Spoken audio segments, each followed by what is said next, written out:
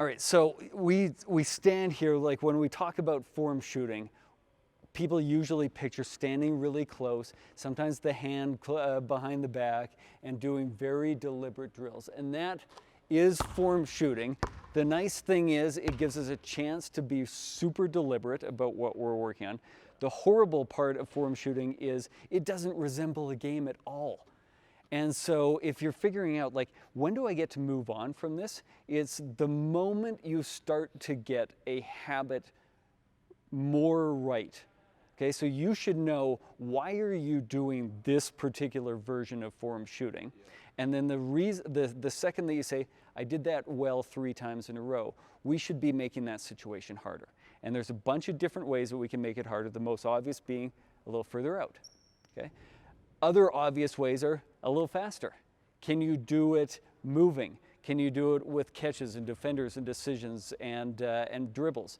And in every situation, you should be looking at, am I doing this correctly? And if I am, can I make it more like a game while doing it correctly? And that should be adding a whole bunch of variability.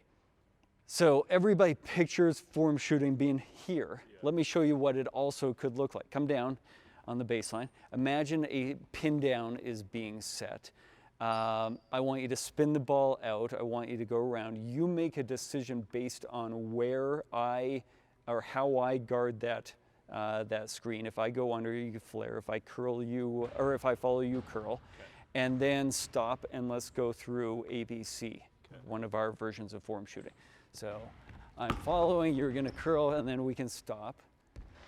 So we've added movement, we've added speed, we've added defenders, we've added a decision, but we're still doing a version of form shooting in that situation.